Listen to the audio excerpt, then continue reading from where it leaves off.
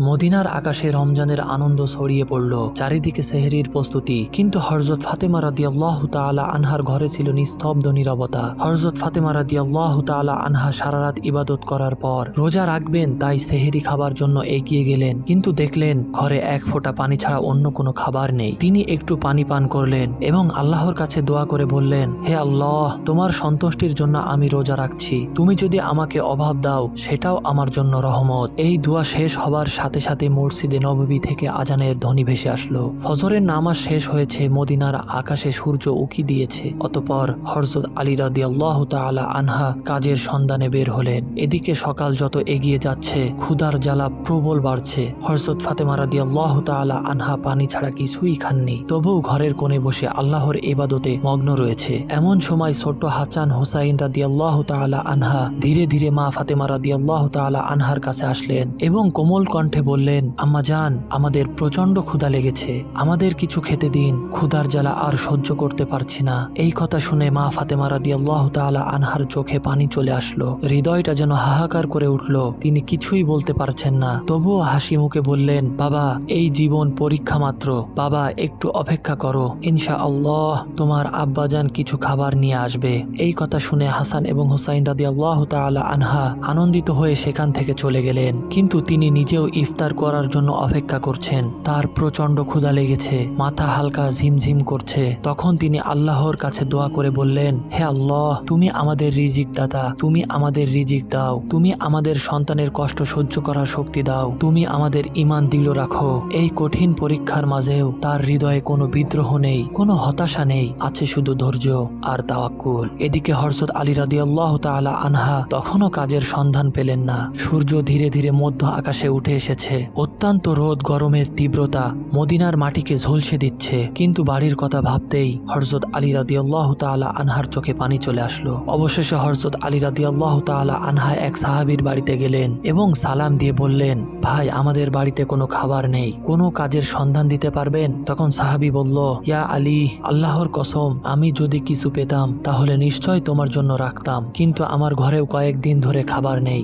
আমিও না খেয়ে আছি। এই কথা শুনে হযরত আলী রাদিয়াল্লাহু তাআলা আনহা চুপ হয়ে গেলেন। তখন তিনি সান্ত্বনা দিয়ে বললেন, নিশ্চয় আল্লাহ তাআলা কোনো না কোনো ব্যবস্থা করবেন। অতঃপর হযরত আলী রাদিয়াল্লাহু তাআলা আনহা আবারও কাজের সন্ধানে বের হলেন। কিছু দূর যাওয়ার পর মনে মনে ভাবল, শহরের শেষ প্রান্ত এক ধনী ব্যবসায়ী বাস করেন, তার কাছে গেলে কেমন হবে, হয়তোবা কোনো কাজের ব্যবস্থা হতে পারে। এই চিন্তা করে সেই ধনী ব্যবসায়ীর বাড়ির দিকে যেতে লাগলেন। এদিকে হযরত ফাতেমা রাদিয়াল্লাহু তাআলা আনহা দরজায় দাঁড়িয়ে হযরত আলী রাদিয়াল্লাহু তাআলা আনহা বাড়ি ফেরার অপেক্ষায় চেয়ে আছেন। ঠিক তখনই শিশু হাসান ও হুসাইন ক্ষুধার জ্বালা সহ্য করতে না পেরে তার কাছে কোমল কণ্ঠে ফিসফিস করে বলল, আম্মা জান, আব্বা জান কখন বাড়িতে আসবে? এই কথা শুনে হযরত ফাতেমা রাদিয়াল্লাহু তাআলা আনহার বুক ফেটে যেতে লাগলো, চোখের কণায় পানি চিকচিক করতে লাগলো। তবুও তিনি তাদের সান্ত্বনা দিয়ে বললেন, বাবা, একটু ধৈর্য ধরো, নিশ্চয় আল্লাহ আমাদের সাহায্য করবেন। অতঃপর হযরত আলী রাদিয়াল্লাহু তাআলা আনহা সেই ধনী ব্যবসায়ীর বাড়ি গিয়ে সালাম দিয়ে বললেন, ভাই, আপনার কাছে কোনো কাজ আছে?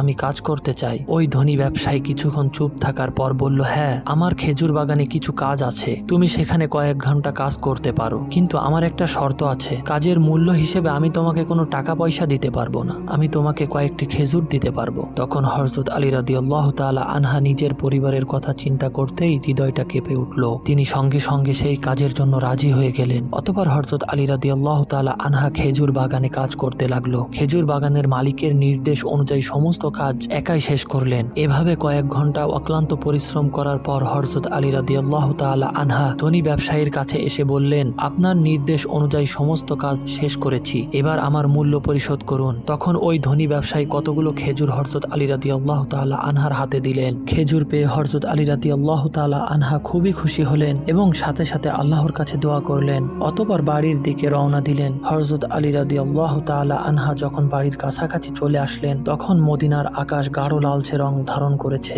সূর্য পশ্চিম দিগন্তে হেলে পড়েছে। চারিদিকে ইফতারের প্রস্তুতি প্রস্তুতি। ঠিক তখনই হযরত আলী রাদিয়াল্লাহু তাআলা আনহা ক্লান্ত শরীরে বাড়ি প্রবেশ করলেন, আর সাথে সাথে দূর থেকে মসজিদে নববীর আজানের ধ্বনি ভেসে আসতে লাগলো। কয়েকটি খেজুর ও পানি ছাড়া আর কোনো ইফতারি তাদের ঘরে নেই, তবুও সেই ঘরে যেন আল্লাহর রহমত ভরে গেল। সবাই ইফতারির জন্য একসাথে বসলো। হযরত হাসাইন ও হুসাইন দুটি করে খেজুর এবং হযরত আলী রাদিয়াল্লাহু তাআলা আনহা দুটি করে খেজুর এবং মা ফাতেমা রাদিয়াল্লাহু তাআলা আনহা দুটি করে খেজুর নিলেন এবং ইফতারের জন্য অপেক্ষা করলেন। ঠিক এমন সময় এক ভিক্ষুক বাইরে দাঁড়িয়ে আওয়াজ করতে লাগলেন, মাগো, সারাদিন কিছু খাইনি, ক্ষুধার যন্ত্রণা আর সহ্য করতে পারছি না, দয়া করে আমাকে কিছু খাবার দাও। হযরত ফাতেমা রাদিয়াল্লাহু তাআলা আনহা ছিলেন খুবই কোমল হৃদয়ের, তাই তিনি নিজের কথা না ভেবে বললেন, আমার প্রাণের স্বামী, ইফতারের খাবারটুকু ভিক্ষুককে দিয়ে দিন। হযরত আলী রাদিয়াল্লাহু তাআলা আনহা বললেন, হে ফাতেমা, তুমি কি খাবে তাহলে? তখন ফাতেমা রাদিয়াল্লাহু তাআলা আনহা বললেন, আমি শুধুমাত্র পানি পান করে ইফতার করব। হযরত আলী রাদিয়াল্লাহু তাআলা আনহা অবাক হলেন, তিনি আর কিছুই বললেন না, সেই খাবারটুকু ভিক্ষুককে দিয়ে দিলেন এবং তিনি দোয়া করলেন, হে আল্লাহ, হে আমাদের রব, আমাদের এই ত্যাগ তুমি কবুল করে নিও। পরের দিন রোজা রাখার জন্য হযরত ফাতেমা রাদিয়াল্লাহু তাআলা আনহা শুধু পানি পান করলেন। অতঃপর পরের দিন সকালবেলা হযরত আলী রাদিয়াল্লাহু তাআলা আনহা ইফতারের জন্য কিছু আটা সংগ্রহ করলেন। তখন হযরত ফাতেমা রাদিয়াল্লাহু তাআলা আনহা সেই আটা দিয়ে কয়েকটি রুটি বানালেন। এভাবে সারা দিন যখন অতিক্রম হয়ে ইফতারের সময় চলে আসলো, তখন চারিদিকে ইফতারের প্রস্তুতে খুশির আমেজ। কিন্তু হযরত ফাতেমা রাদিয়াল্লাহু তাআলা আনহার ঘরে নিস্তব্ধ নীরবতা। তিনিও রোজা ছিলেন, কিন্তু সামান্য কয়েকটি রুটি আর পানি ছাড়া ঘরে কোনো কিছুই নেই। কষ্ট, অভাব, তবুও ধৈর্যের এক অপূর্ব সৌন্দর্য ফুটে উঠেছিল সেই ঘরে। ছোট্ট হাসান হুসাইন রাদিয়াল্লাহু তাআলা আনহা, হযরত আলী রাদিয়াল্লাহু তাআলা আনহা সবাই বাড়িতে ফিরে আসতে লাগলেন। ইফতারের সময় হয়ে গেছে, সবাই একসাথে বসে ইফতার করবে। সবাইকে মাত্র দুটি করে রুটি দিলেন খাবার জন্য। এমন সময় আবারও বাইরে থেকে এক করুণ কণ্ঠ ভেসে আসলো, আমি 3 দিন ধরে ক্ষুধার্ত, আমি শুনেছি তোমরা আল্লাহর পথে দানশীল, যদি কিছু খাবার থাকে তাহলে আমাকে দেবে, ক্ষুধার যন্ত্রণা আর সহ্য করতে পারছি না। মা ফাতেমা রাদিয়াল্লাহু তাআলা আনহা ছিলেন অত্যন্ত দানশীল, তাই তিনি হযরত আলী রাদিয়াল্লাহু তাআলা আনহাকে বললেন, আমার প্রিয় স্বামী, এই ভিক্ষুককে রুটিগুলো দান করে আসুন। তিনি বললেন, হে ফাতেমা, তুমি খাবে না? হযরত ফাতেমা রাদিয়াল্লাহু তাআলা আনহা বলেন, আমার যদি ক্ষুধা লাগে তবে সেও তো ক্ষুধায় কষ্টে কাতরাচ্ছে। আমরা তো দুনিয়ার সুখের জন্য সৃষ্টি হয়নি, আমাদের তো মহান আল্লাহ তাআলার সন্তুষ্টি অর্জন করাই একমাত্র উদ্দেশ্য। তখন হযরত আলী রাদিয়াল্লাহু তাআলা আনহা দেখলেন মা ফাতেমা রাদিয়াল্লাহু তাআলা আনহার হাতে শুধুমাত্র পানি ছাড়া আর কিছুই নেই। তিনি সেই ভিক্ষুককে রুটিগুলো দিয়ে আসলেন। মনে মনে বলতে লাগলেন, হে ফাতেমা, তুমি কি জানো তুমি কেমন পরীক্ষা দিয়েছো? নিজে না খেয়ে অপরকে খাইয়েছো, নিশ্চয় আল্লাহ তোমার দান কবুল করবেন। ঠিক ওই সময় মহান আল্লাহ রব্বুল আলামিন হযরত জিবরাইল আলাইহিস সালামকে হুকুম করলেন, হে জিবরাইল, তুমি যাও আমার প্রিয় হাবিবুল্লাহ মুহাম্মদ সাল্লাল্লাহু আলাইহি ওয়াসাল্লামের কন্যা ফাতেমা রাদিয়াল্লাহু তাআলা আনহা যেভাবে ত্যাগ করেছে এবং ধৈর্য ধরেছে, যেভাবে ত্যাগ, ধৈর্য, কঠিন পরীক্ষা দিয়েছে তা অতুলনীয়। নিজে না খেয়ে অপরকে খাবার দিয়েছে, তার ঘরে এখনো খাবার নেই, তুমি জান্নাত থেকে তাদের জন্য খাবার নিয়ে যাও। এই হুকুম পাওয়া মাত্রই হযরত জিবরাইল আলাইহিস সালাম জান্নাত থেকে সুগন্ধ রুটি, খেজুর, মধু নিয়ে হযরত আলী রাদিয়াল্লাহু তাআলা আনহার দরজায় সামনে আসলেন, মানুষ রূপে হাজির হলেন। তখন হযরত ফাতেমা রাদিয়াল্লাহু তাআলা আনহা শুধুমাত্র পানি পান করে আল্লাহর ইবাদতে মগ্ন হলেন। ঘরের বাইরে থেকে আবারও একটা আওয়াজ ভেসে আসলো। এই কণ্ঠ শুনে হযরত আলী রাদিয়াল্লাহু তাআলা আনহা চমকে উঠলেন। হযরত আলী রাদিয়াল্লাহু তাআলা আনহা ঘরের বাইরে আসলেন এবং দেখলেন একজন সুপুরুষ হাতে একটি পাত্র নিয়ে দাঁড়িয়ে আছে। তিনি জিজ্ঞাসা করলেন, আপনি কে? অপর দিক থেকে উত্তর আসলো, আমি আল্লাহর পক্ষ থেকে প্রেরিত একজন দাস। তোমরা যেভাবে তোমাদের ক্ষুধা সহ্য করেছো, অন্যের মুখে খাবার তুলে দিয়েছো, আল্লাহ খুশি হয়ে জান্নাত থেকে তোমাদের জন্য রিজিক পাঠিয়েছেন। এই কথা শোনা মাত্রই হযরত আলী রাদিয়াল্লাহু তাআলা আনহার অন্তর কেঁপে উঠল, তার চোখে পানিতে ভরে গেল।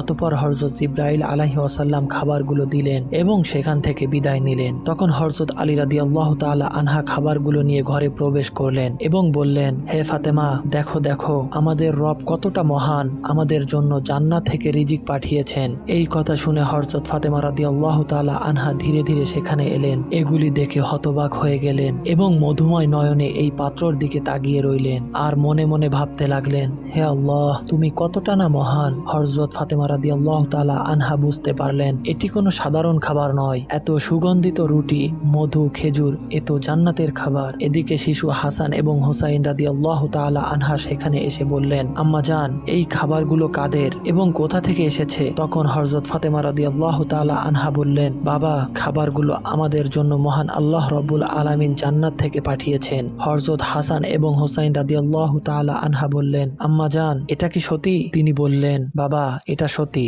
এটি আল্লাহর রহমত। সেই সময় হযরত ফাতেমা রাদিয়াল্লাহু তাআলা আনহার চোখে পানি টলটল করছে। তখন তারা সবাই আল্লাহর শুকরিয়া আদায় করলেন। এই খাবার ছিল আল্লাহর ভালোবাসার প্রমাণ। অতঃপর পরের দিন সকাল থেকেই সমগ্র মদিনায় এই খবর প্রকাশ হয়ে গেল, হযরত ফাতেমা রাদিয়াল্লাহু তাআলা আনহার ঘরে আল্লাহর পক্ষ থেকে জান্নাত থেকে খাবার এসেছে। এমনকি স্বয়ং আল্লাহর রাসূল সাল্লাল্লাহু আলাইহি ওয়াসাল্লাম জানতে পারলেন। এই খবরটি পেয়ে অনেকেই অবাক হয়ে গেলেন, অনেকেই আনন্দিত হলেন, আবার অনেকের ঈমান আরো মজবুত হলো। কিন্তু অন্যদিকে অনেক মুনাফিক যারা সন্দেহ প্রবল ছিল, তাদের এই কথাটি কোনো মতেই বিশ্বাস হচ্ছিল না। তাদের মধ্য থেকে একজন একদল লোকের কাছে গিয়ে বলল, তোমরা কি সত্যিই বিশ্বাস করো যে জান্নাত থেকে খাবার আসতে পারে? তখন ওই লোকগুলো বলল, আল্লাহ চাইলে সবকিছুই সম্ভব, কিন্তু শুধুমাত্র ফাতেমার জন্যই কেন জান্নাত থেকে খাবার আসবে? এই সব সন্দেহ প্রবল কথা ধীরে ধীরে মদিনার অলিতে গলিতে ছড়িয়ে পড়তে লাগলো। হযরত মুহাম্মদ সাল্লাল্লাহু আলাইহি ওয়াসাল্লামের কানে এই খবরটি পৌঁছলো। তখন তিনি সবার উদ্দেশ্যে বললেন,